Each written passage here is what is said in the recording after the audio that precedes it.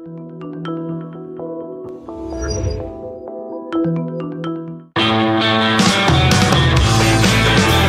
is the Gerry Callahan Show.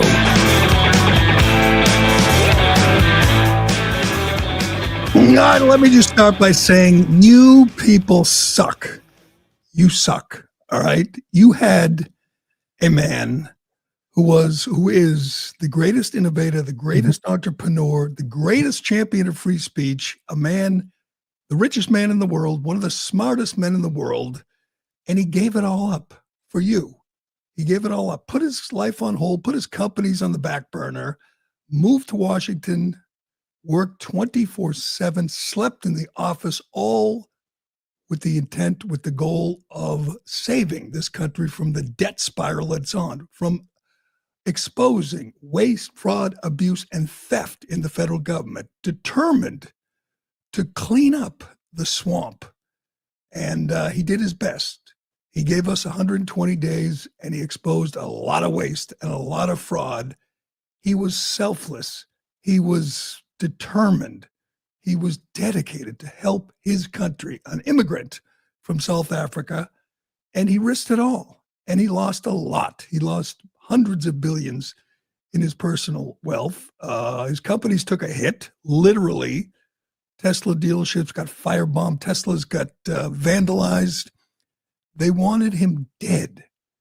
You people are just ingrates. Every one of you. I mean, every Democrat in Washington, elected officials, Liz Warren, Jasmine Crockett, AOC. AOC called him a leech. Liz Warren accused him of just trying to enrich himself, of being greedy. Jasmine Crockett said he was stupid. What? I, again, have waited my whole life. Most people, most honest Americans said, this is just what we need. We need someone to do this, and we had the best man available. Almost everyone who goes to Washington goes there to get rich, and they get rich. I believe 8 of the 10 wealthiest counties in the country are in Northern Virginia, in the D.C. area. That's why they go there. That's why Nancy Pelosi and Liz Warren go there, to get rich. That's why lobbyists work there. That's why media people go there, to get rich and famous. You had a man who's already the richest man in the world, who was already famous, who was busy sending rockets into space and advancing the electric car industry and saving free speech with the purchase of X, who was changing the world for the better. And he said, you know what? Someone has to do this. It'll be me. I'm going to go in. I'm going to dig deep. I'm going to bring in hundreds of the smartest people in the world who will work tirelessly, who will put their lives, their companies, their families, put them on hold. And we will go there and we will try to get our house in order. And how did they repay him? They repaid him by slandering him, libeling him, hating him, threatening his life, trying to destroy his companies. We had a governor of Minnesota, a candidate for vice president, who celebrated when the stock price fell of an American company, a great American company that employed hundreds of thousands of people, including people in the state of Minnesota. And the governor of that state was giddy when the stock dropped. Of course, the stock has bounced back. The stock is great.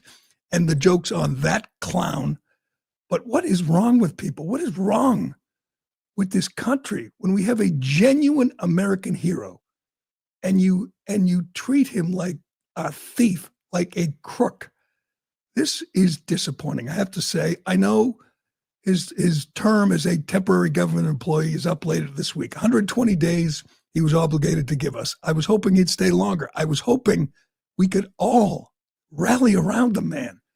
Again, this is something we have been asking for decades. Somebody to expose the corruption, and he did exactly that. He showed you just how deep the rot goes in the federal government.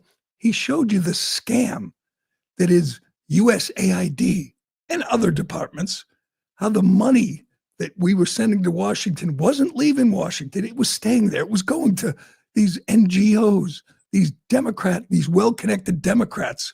He said himself, like 80% of the money allocated for USAID and other agencies was staying in D.C. and making people rich. And did we applaud him, cheer him? Did we give him awards? Did he get the Medal of Freedom? Did we all sit there and say, what a wonderful thing he's doing? What a wonderful man? No.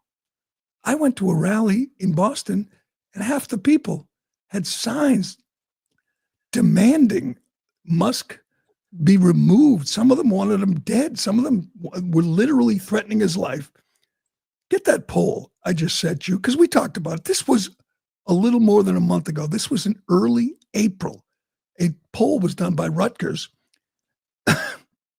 Left-leaning respondents, that would be Democrats, would it be justified to murder Elon Musk? 48% said yes.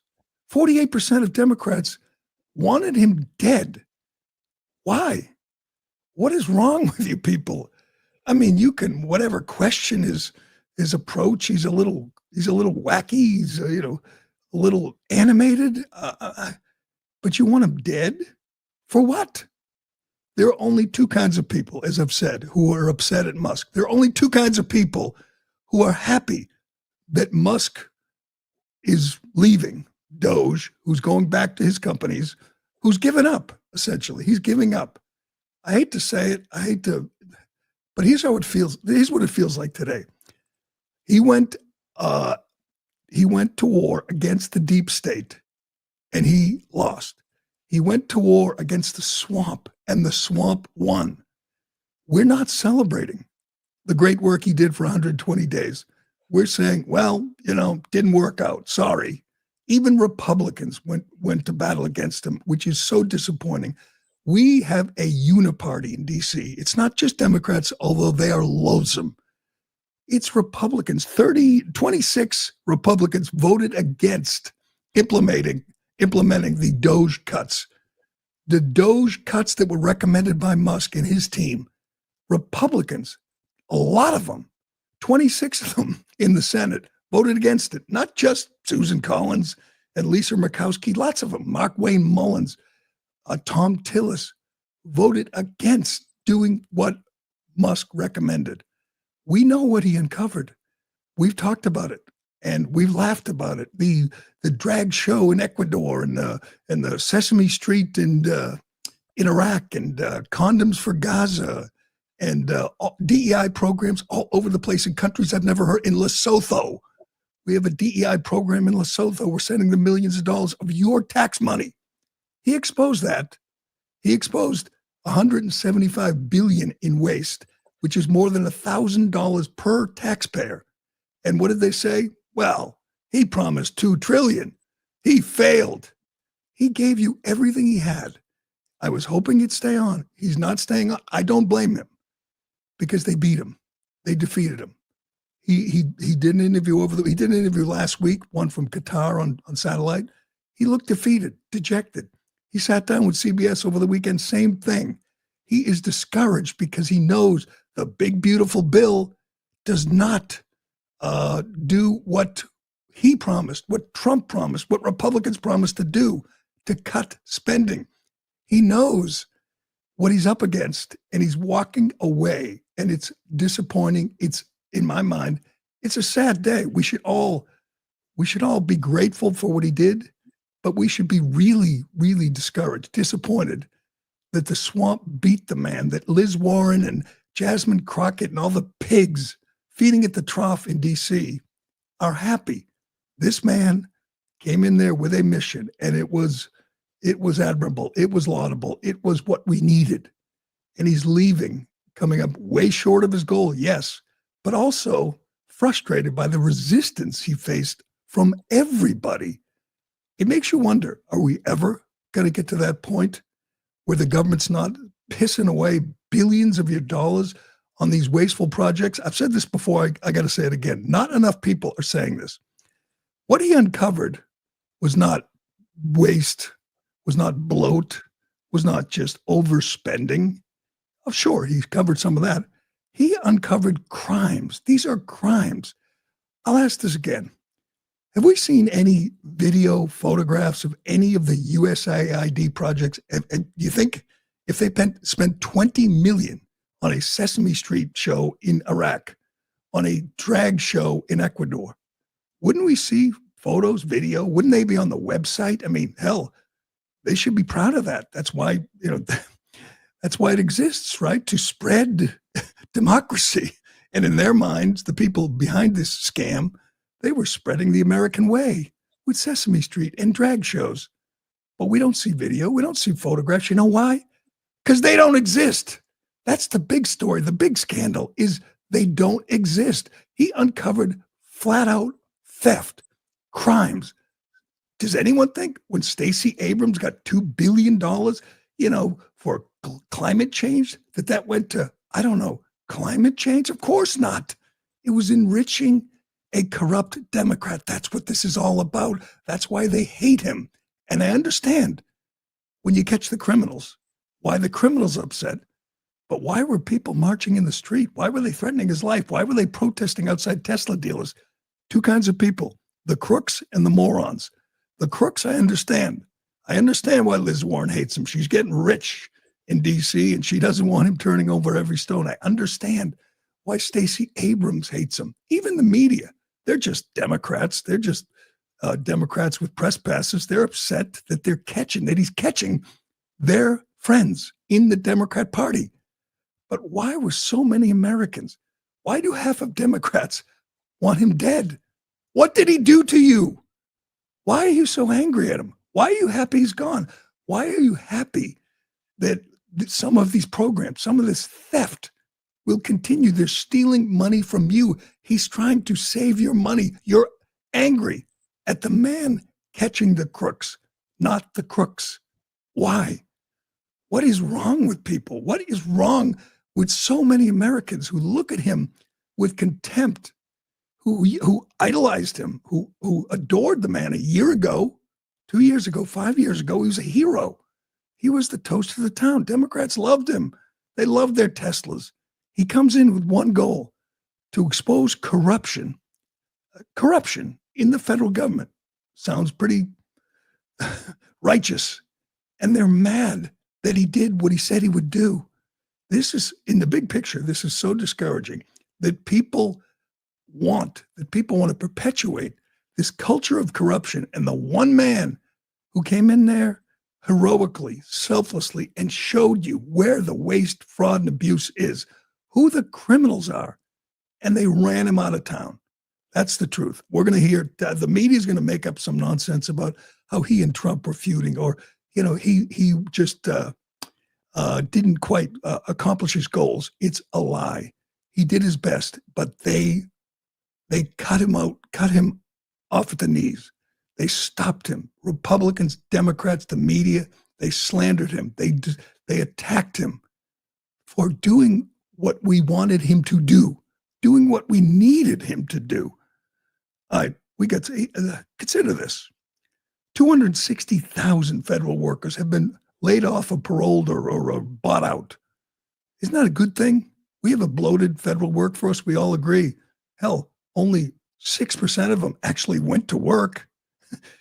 He finds this fraud being perpetuated, and they eliminate them. And people are angry, upset. They want him dead.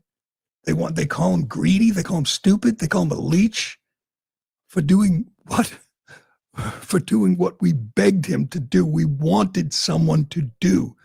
It really is disgusting when you think about it. The guy literally slept in the office, worked 18-hour day, and he found 100, 200 other people to do just that. Brilliant people. Some of them are billionaires, innovators, just great, hardworking people to do what we needed done, not for the money or the fame, not like Liz Warren, not going there to get rich, just the opposite.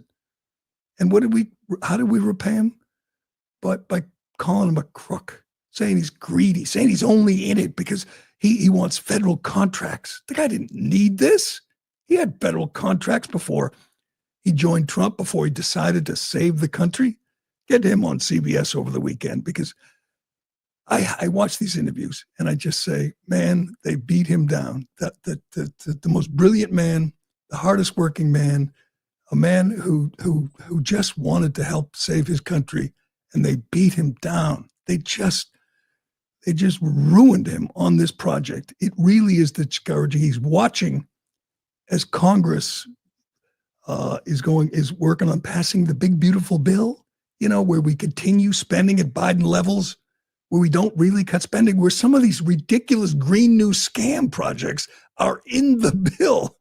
They're not cutting him. They told him they applauded him when he showed up. Sure, we're with you. And then when it came time to actually pass a bill to codify these cuts, they ran scared. They are all a bunch of disgusting swamp creatures. And in the end, they didn't like that he was exposing all of it. Here he is over the weekend, his last interview before stepping away. Good. So, I was disappointed to see the massive spending bill, frankly, which increases the budget deficit, not just decrease it, and undermines the work that the Doge team is doing. I actually thought that when this big, beautiful bill came along, everything he's done on Doge gets wiped out in the first year. I think a bill can be big or it can be beautiful, but I don't know if it can be both. My personal opinion. And Trump was asked about this yesterday, and he said, "Yeah, I agree with Elon. Some of the stuff I don't like, but other stuff is great." And Trump doesn't care. He's looking for a win now. He's not totally invested in this, and neither is Mike Johnson and these disgusting Republicans. How about these Senate Republicans? There they are, 26 of them, voting against codifying Doge, foreign, and spending cuts. These are people who sat there and told you for the last 120 days, Musk is great. Oh, he's wonderful. He's exposing all this fraud and waste and abuse. And then they stabbed him in the back. I don't blame the man. I'm surprised he could even laugh about it. He should be disgusted with these swamp creatures, these snakes, these liars. There's Lindsey Graham, you liar, you fraud. Susan Collins, Bill Cassidy, Mark Wayne Mullins, Tim Scott. I hope they all get primary. They won't. These are people who are in on it. They're in on it. Why else? Again, you're either a moron or you're a crook. Anyone else who has a problem with Musk is lying. You're a moron who is following like a sheep. Those are the protesters. Those are the people firebombing Tesla dealerships and keying Teslas. You people are morons. You, Liz Warren, you Bill Cassidy and Tom Tillis, you people are crooks. You know what he's doing is what we begged him to do, and you want him to stop, before he finds out exactly who's making the money. The money is staying in Washington. The money is being stolen from you. And now Musk is going to walk away. There are Doge guys who are going to stay around, but Musk is going to walk away, and he didn't win. He didn't win. A lot of us love what he did. We will celebrate him. We owe him. We appreciate what he did. But it ends now. Musk leaves. Musk is the face of Doge. Musk is the man the driving force, and he's gone. Liz Warren won. Nancy Pelosi, Chuck Schumer, Hakeem Jeffries, Tom Tillis, Lisa Murkowski. You people won. You chased him out of D.C., and now you can continue to scam and scheme and lie and steal. This makes me sick. It makes me sick when I see people out there protesting and people, again, want him dead. They want him dead. Half of Democrats want him dead for what he did. More than half of Democrats want Trump dead. These are savages. These aren't civilized people. You really aren't. You can disagree with whatever, but you want the man dead for trying to save your country? History's not going to look kindly on these people because Musk is, we're never going to get another Musk. Musk is a once in a lifetime gift. Again, the greatest innovator, the greatest entrepreneur, the greatest champion of free speech. Hell, just for buying X, he saved his country. I'm not sure if he didn't buy X, I'm not sure we have a Trump 2.0. Kamala probably wins. All these things, all these scams, they continue.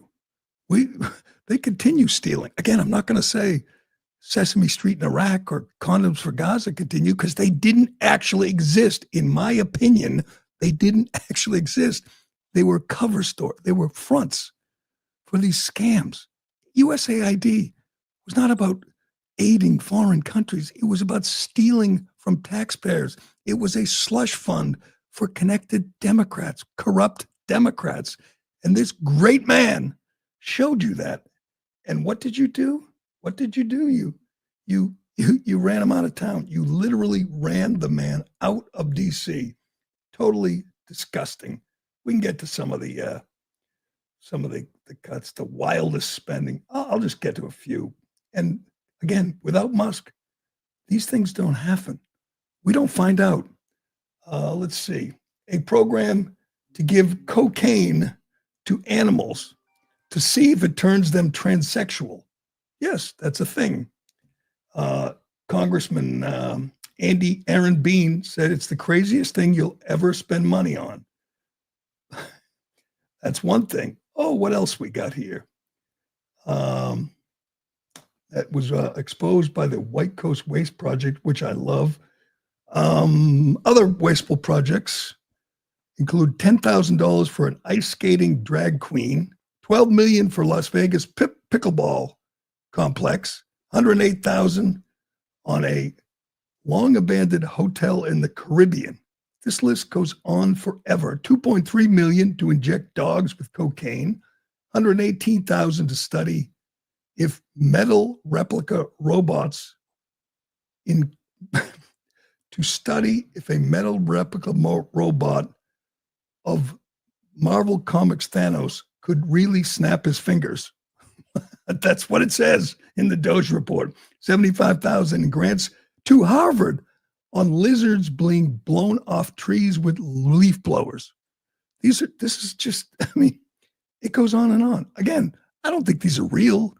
If they are, they're outrageous, but I think they're just a way to steal your money.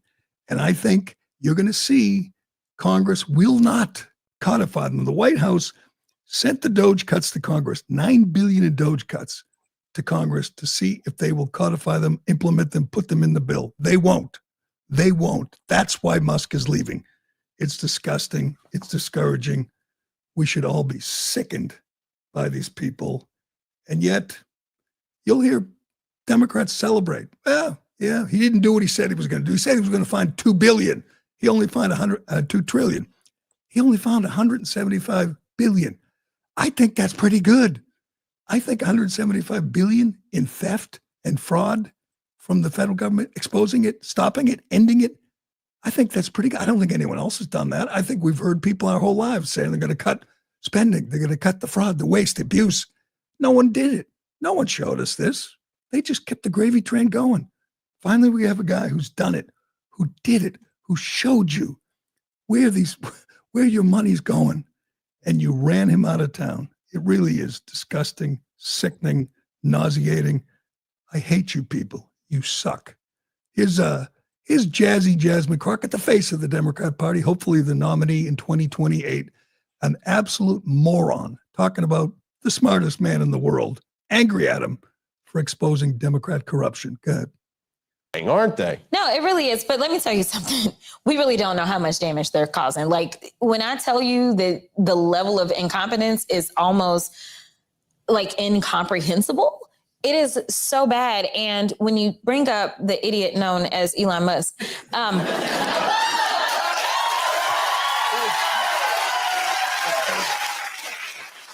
he is not only like very sinister and has no idea what he's doing. And people are like, oh, no, he absolutely knows because he's the richest man in the world. Like, yes, he knows how to hire smart people, but don't conflate that and believe that he is the genius because he ain't.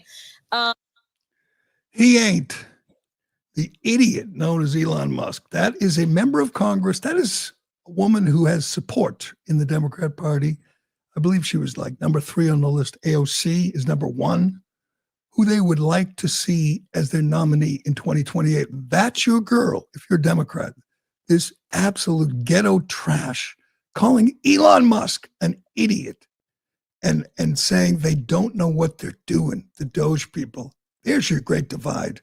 The smartest man in the world versus the dumbest woman in Congress.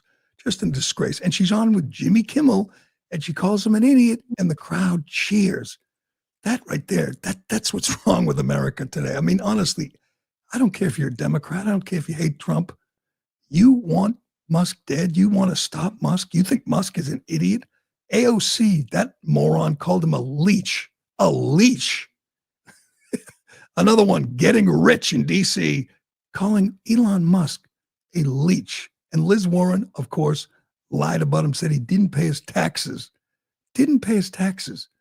He's the biggest taxpayer this country has ever seen. He paid $11 billion in 1 year. and we have prominent Democrats lying about him just because they know he was exposing their scams, their lies. It is disgusting. What you people did to him is disgusting and nauseating. And we will see if they take the torch and carry on with Doge and see if Congress implements the Doge cuts. I'm just going to guess they won't. Consider the contrast. Musk worked 7 days a week, 18 hours a day. We saw the Musk team. He was sleeping in a little room in the office in the White House and just had a little tiny office, worked his ass off for you. Again, put his whole life on hold. What does Congress do? They show up 2 days a week. In the next 3 months, Congress is scheduled to work 26 days. That's Mike Johnson's Congress. They've done nothing. They're part-timers who make $174,000 a year and do nothing. The contrast between Congress and Doge, Mike Johnson and Musk, is just stark. It's disgusting. They don't give a damn. They just want to keep things going as they keep their phony baloney jobs, keep all these scams going. It is sickening. Everyone should adore the man. He should be a hero like he never was before. By the way, while he was finding all this waste, fraud, corruption, theft, he was saving 2 stranded astronauts, people who were left stranded in space by our Democrat president. He sent up a rocket and saved them while he was doing this. Now he's going back to his rockets and his Teslas and his X and his other companies, and he will continue to just make a fortune and do wonderful things for the human race. But we had him. We had him for 4 months, and now he's gone. And every honest American should be incredibly disappointed, not just because he feels, defeated, but because people rose up against him, attacked his companies, made his life difficult. For what? God, you people are disgusting. Speaking of disgusting, we got so much to get to. We're kicking all the Chinese kids out of the country, and this is so great. This is one of those things that Trump wouldn't have done in term 1 because the blowback's going to be incredible. The media, the Democrats are going to rally around this Chinese effort to spy on us through their students that they send to the country. You're not going to believe what one Republican senator reveals about this. And it may be happening with James Comer. It may be happening. He's threatening to subpoena the Politburo, the people who were behind Joe Biden, the people who operated the auto pen. They may be going under oath before Congress. That will be so great. We'll get to that and more. But first, Excuse me. if you're still tossing and turning all night and feeling edgy during the day, let me tell you about CBD from CB Distillery. Millions are turning to their CBD for relief because it works. In fact, over 90% of customers report better sleep with CBD. And it's not just sleep. CB Distillery offers targeted formulations for just about everything: sleep, stress, mood and focus, pain after exercise. I got that too. They even have CBD for pets, and it's all made from the highest quality, clean ingredients, no fillers, just premium CBD. I've been taking it for sleep for the last couple of weeks, and it's been amazing, sleeping like a rock. With over 2 million satisfied customers and a 100% money-back guarantee, CB Distillery is the source to trust. If you're struggling with sleep, stress, or other health concerns and haven't found relief, make the change, like millions have, to CBD from CB Distillery. And for a limited time, you could save 25% off your entire purchase. Visit CB Distillery and use promo code Callahan. That's cbdistillery.com, promo code Callahan. All right, this tweet dropped yesterday afternoon for the Marco Rubio tweet up there. Just a short little tweet he fired off announcing that we will be revoking the visas of Chinese students.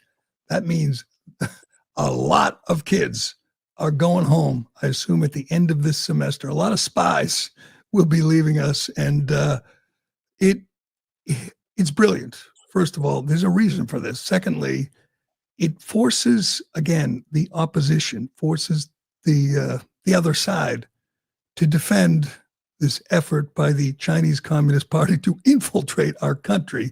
Here it is. Marco Rubio says the U.S. will begin revoking visas of Chinese students, including those with connections to the Chinese Communist Party or studying in critical fields.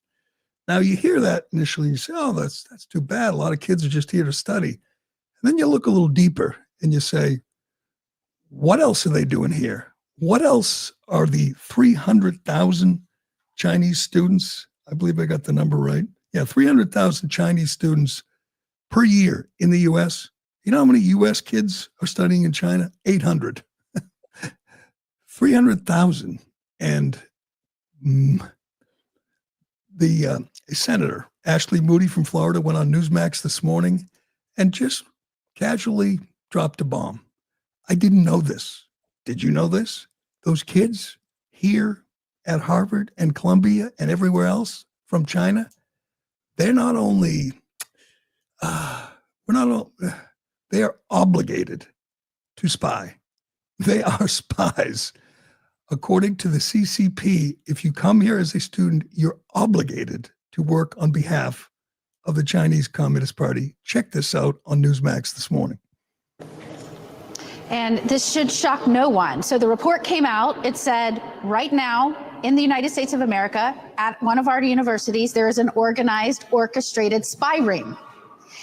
To put this in perspective, when I got here, I said, when I was told that there was a Chinese law in place that required Chinese nationals, including students that come to the United States on visas, and by the way, we take 300,000 Chinese students a year into our universities. There's a law in the books that says they have to provide intelligence gathering and information to the CCP. We also had information in Congress before I even got here that they were setting up these programs to organize spies and push them into our universities using visas. And when I got here and realized that there was no law stopping the visa program, even though we had that information, I immediately launched a bill that would end visas for Chinese students. Now, nothing against Chinese students that want to learn, but if you have a government that is enlisting them, and not just enlisting them, requiring them by law under penalty to be espionage agents when they get here, we cannot keep inviting them into our nation. And so time after time over the last few years, we have found Chinese students with drones, cameras on our military bases, stealing information at our universities, and nothing has been done. So when this report came out 2 days ago, I was not surprised because we launched this bill and we've been advocating and trying to get someone's attention that there were spy rings here right now. Now, hopefully, we will see some action, not only by the university that's been informed of this, where their students saying it's happening, but by the government to do an investigation. I was surprised. I didn't know that. Did you know that? Did you know the 300,000 Chinese students in our country are obligated to spy on behalf of our greatest adversary? Think of the insanity of this. And again, you'll get pushback. I'm sure you won't hear that report from, Margaret Brennan or George Stephanopoulos or Joe Scarborough. They probably won't mention that. They'll probably find out about it, but they will not tell you that. Why do we have 300,000 Chinese students? Why do we have 2 million foreign students? One reason: to enrich the universities, to make more money for Harvard, which has 30% of its students are foreign. They bring in $400 billion a year. These kids pay full freight, these foreign students, and they make the university rich, even richer than it already is. Why is that okay? It's under this auspices of, the education. We want to provide an education for a diverse group of people. Well, lots of American kids would like to go to Harvard, not as many as it used to be, but they can't get in because 30% of the students come from somewhere else and pay full freight, and probably if they come from rich families, rich countries, they donate a lot more than that. So the reason we allow 300,000 spies is to enrich universities. How does that make any sense? Why should that be the way this thing works? Why would we allow that to happen to our country? I never gave it a lot of thought until I saw Rubio's tweet, started reading about it, saying, what is the purpose? Why? Why do we have so many foreign kids? It's got nothing to do with education. There's no noble goal here. It's just money. They're doing it to get rich, and they're putting our country at risk. Why wouldn't you revoke the visas? Why wouldn't you end the insanity? Trump talked about this. It was, typical Trump, but he's right. You're bringing in not only spies, but you're bringing radicals in many cases. You're bringing in people like Mahmoud Khalil there from Colombia, from Syria, from Lebanon. People who hate our country come in on student visas, roil up the crowds, protests, march in the streets. Why wouldn't we look at that and say, how does this help our country? How does this help America in any way? Here's Trump yesterday. I want to make sure that the foreign students are people that can love our country. We don't want to see shopping centers exploding. We don't want to see the kind of riots that you had. And I'll tell you what, many of those students didn't go anywhere. Many of those students were troublemakers caused by the radical left lunatics in this country. He's right. And Democrats are against this because many of them, hell, I would say all of them are Democrats. All of them hate this country. All of them hate Israel. If they're not spying in this country, they're hating this country. So why not stop this insanity? Because it might cost Harvard or Columbia or MIT or these colleges money. So what? They're students flying drones over military bases, and you're going to defend that? If you're Joe Scarborough, you're going to defend that? Good luck. Good luck. It is truly amazing that we allowed this, by policy. You allow hundreds of thousands of people, and even if they're not spying, and they are, so you educate them. They come here, they're engineers, they're scientists, they learn at our finest universities. Then what? They go home and work for our enemy. What? How does it make any sense? It's another one of those things where Trump and the Trump team exposes it, and the Democrats instinctively, reflexively oppose it without asking, does this make any sense? Does it make any sense? The answer obviously is no. And good for Rubio. He has been spectacular. And good for Trump. This has to end.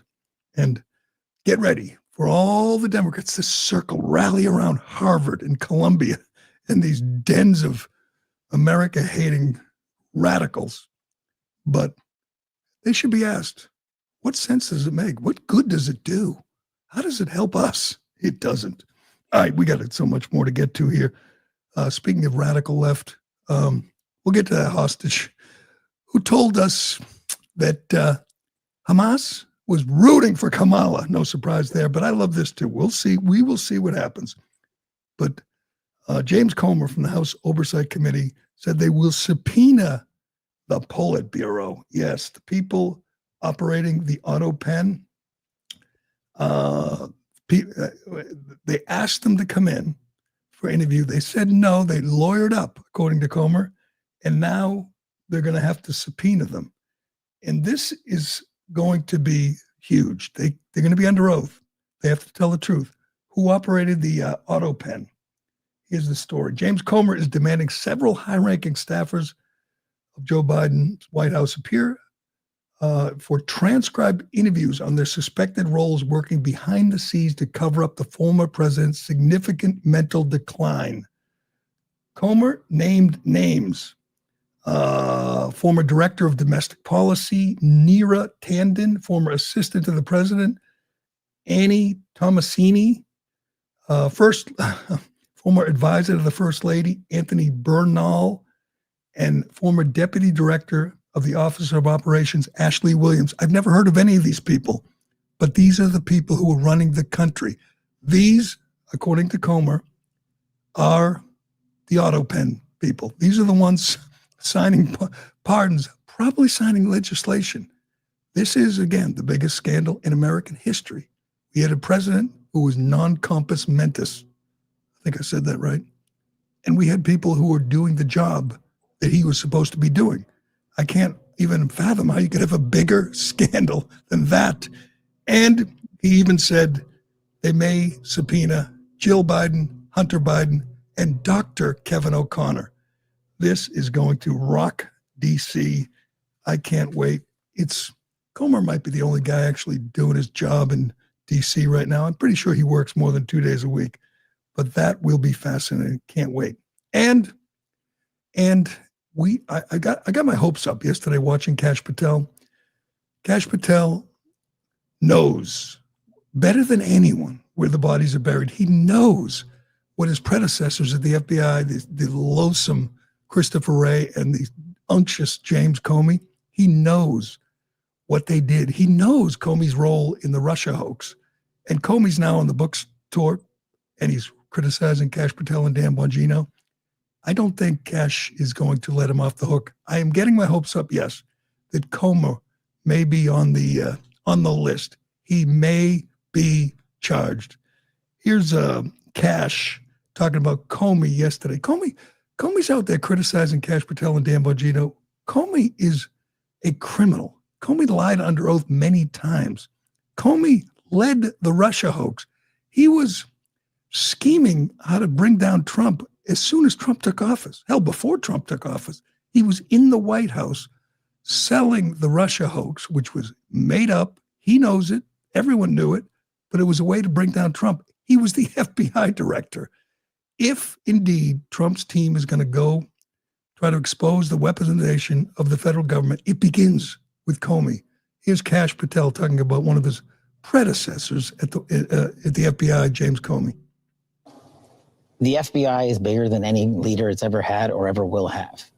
And James Comey is a private citizen, and he can walk around the beach and talk about seashells and Crayola crayons for all I care about, and talk about how we're the conspiracy theorists. But I just remind the American people of one thing. When that man was a leader of the FBI, he perpetrated the largest criminal conspiracy, packaged political information from overseas, took it to a federal FISA court, and illegally surveilled a political opponent. So I won't be lectured on how to run this FBI from that man. Question for you, Kash. If that's true, and it is, I read your book, you lay it out. Why isn't he under investigation? Why hasn't he been charged? Why hasn't he been arrested? You can't lay that out. Say Comey did that and not charge him and not investigate him. I mean, can you? We have been begging for arrests. Lots of MAGA people are out there every day begging for them finally and at last to arrest. It's been 120 days. When are they going to arrest someone? Well, here's where it should begin, with James Comey. It would be good for his book sales probably, but I don't care. We need to bring that man in. He is a criminal. All right. Speaking of criminals, we got to get to Michelle Obama. It's funny. I don't hear too many people calling for Michelle Obama. She's not even on the list when they do those polls of who the 2028 Democrat will be. It's either Kamala or AOC or Jasmine Crockett or Bernie. A lot of real bright lights on that list. Tim Walz. I don't see Michelle Obama anymore because Michelle Obama's exposed herself as just a despicable human being. We'll get to that and more, but first. Excuse me. Have you or a loved one been injured in an accident with a commercial vehicle? Like an 18-wheeler, delivery van, bus, or rideshare, and you weren't at fault? These cases aren't like regular car accidents. They involve corporations, insurance companies, and complex transportation laws. You need an experienced attorney who knows how to fight and win. That's where Your Case Counts comes in. We connect you with top law firms that specialize in commercial vehicle accidents and have a proven track record of securing real compensation for victims just like you. The consultation is free. There are no fees unless we win. And we're here to make sure your case counts. Call 888-568-5038 now. That's 888-568-5038. Justice for commercial vehicle victims starts here. YourCaseCounts.com. No fees unless we win. YourCaseCounts.com.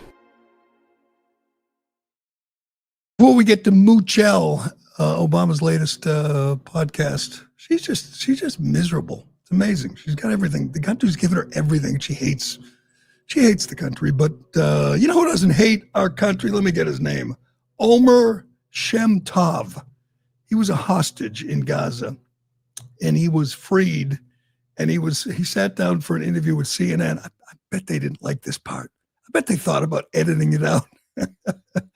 But this kid, man, he just lived through hell. You know, he was starved. He said he wasn't beaten, but he was mistreated. Obviously, they would spit on him. He said, spit on him? That's how they treat their hostages. But he appears to be doing well. And he sits down with CNN. He revealed something I thought was pretty interesting. While he was there, they talked politics. Hostages and savages alike sat in the tunnels and talked politics. And he said Hamas was just like, the mainstream media and academia and Hollywood and the Democrats. They were rooting hard for Kamala. And it must have been a real sad day in those tunnels, November 5th, when their girl lost big to Donald Trump. But check out what Omer Shemtov had to say about the Hamas savages and who they were rooting for on Election Day. Very scared of him. Yeah, they wanted who? The terrorists. We're afraid of Trump. Yeah, they wanted Kamala to be chosen, to be elected. You talked politics with them? Yeah. They wanted Kamala to be elected. When Trump became president, the way they treated us changed. For me, personally, this is what I think felt. Because they anticipated that a deal would come soon. Yeah. And that's when they started giving you more food. Exactly. More food, treated me better, stopped cursing me, stopped spitting on me. They stopped spitting on him when Trump won. That's incredible. I guess we know that Joe Biden and Kamala Harris just abandoned these people, just didn't care about this kid. They didn't care. I mean, they hardly even talked about the hostages. They were there for whatever it was, 400 something days while Biden was president. And it was like they were just forgotten. And Trump came in and day one, they gave him more food and stopped spitting on him. That is wild. All right, we have time for Moochel. Ironhead listens to all the podcasts. I have not kept up on Michelle's podcast. I'm not sure how it's doing, but I don't think this was a good idea. I don't know how much money she made or she's making for this, but she exposes herself every day. It's just a miserable woman and not a viable candidate for 2028. She might be beloved still among, angry white liberal females, but she's just not. When finally Barack and Michelle announced their divorce, when finally, Barack comes out, is seen with Jennifer Aniston, at a restaurant in LA, I will say I understand completely. He must, when he's with her, it just must be a miserable experience. She's just not a pleasant woman. Here she is saying on her podcast this week that the least important thing women do is have babies. Yeah. I guess that's the way she views it. I'm not sure what the most important thing she does. Certainly not this podcast, but check out Michelle Moochel talking about, motherhood. Because so many men have no idea about what women go through, right? We haven't been researched, we haven't been considered, and it affects the way a lot of male lawmakers, a lot of male politicians, a lot of male religious leaders think about the issue of choice as if it's just about the fetus, the baby, but women's reproductive health is about our life. It's about this whole complicated reproductive system that does the least of what it does is produce life. It's a very important thing that it does, but you only produce life if the machine that's producing it, if you want to, whittle us down to a machine, if the machine is functioning in a healthy, streamlined kind of way. Mm-hmm. But there is no discussion or apparent connection between the two. Oh, imagine waking up next to that. The machine, she calls her body a machine. It says reproducing is the least important thing she does. I wonder if her brother followed up and said, what's the most important thing, Michelle? What is it? Shopping? What do you do? He was probably like, yeah, you're right. I do hate my nieces. I know. What are her kids? I haven't seen much of her kids lately. I know they were radicalized. They'll probably be running for office soon. But what a just an unlikable person she is. I don't think the podcast was a good idea, Michelle. I really don't. I don't think it's going the way you would hope. Kind of like Barack's podcast with Springsteen. I don't know how long that lasted. He probably made $1 million, but didn't go well. It's not what you would hope. You know why? Because when you do a long form thing, a podcast or a long form radio show, you get exposed. You can't hide anymore. You can't live with sound bites and snippets. We get to know you, and the country has gotten to know her. They haven't sat down to listen, but we've seen a lot of clips. They get to know her, and she's just not a nice person. And he is not spending a lot of time with her for good reason. I don't blame him. He was busy, running the White House. I'm not sure what he's doing now, but maybe James Comer could put him on the list, because I'm guessing Barack had something to do with the auto pen too. But that will be wild when they actually get these people under oath. And let me ask you this. Why haven't they done it already? What are we waiting for? Why are we sitting here 4 months in and nobody has been brought in under oath? No Fauci. Haven't seen Fauci. No Mark Milley. No Lloyd Austin. Nothing about January 6th, the cocaine in the White House. Nothing about any of this stuff. And every time I look up, Congress is off. It took a week off, a day off, a long weekend. I don't think MAGA, I don't think Republicans, I don't think Trump supporters are going to stand for this much longer. These people need to be brought in under oath and ask questions. That's what Democrats do. Democrats, they didn't waste any time. Hell, they impeached Trump 2 weeks after he left office. Why hasn't Joe Biden been impeached? If you can impeach former presidents, hell, we know. I could give you a list as long as my arm, things Biden did that were impeachable. And yet we don't even talk about it. If this only works one way, one side fights dirty, the other side just sits back and whatever, fundraise. I don't know what they do. I don't know what Mike Johnson's doing. I don't know what Republicans in Congress are doing, but it sure ain't what they were sent there to do. All right, that will do it for today, this Thursday, May 29th. You know what I'm going to do now? I'm going to watch Harvard has a graduation today, and I have a feeling it's going to get a little dicey. There's going to be protests and speeches, and they're going to, go at Trump, and I'm here for that, because Trump knows how to pick his enemies, and this is a good one. You take the side of Harvard, we'll take the side of America. That's the battle line that's been drawn, and I love it. But we'll see how it goes. Thanks for listening. Thanks for watching. I'm Gerry Callahan. This is The Callahan Show, and we'll do it again tomorrow. Thank you. Thank you. Thank you. Thank you. Thank you. Oh, my God. Is she crazy? Thank you. Thank you Wow. all. Thank you so very much. Thank you, everyone. Thank you, everyone. Thank you. Oh, too many. Thank you.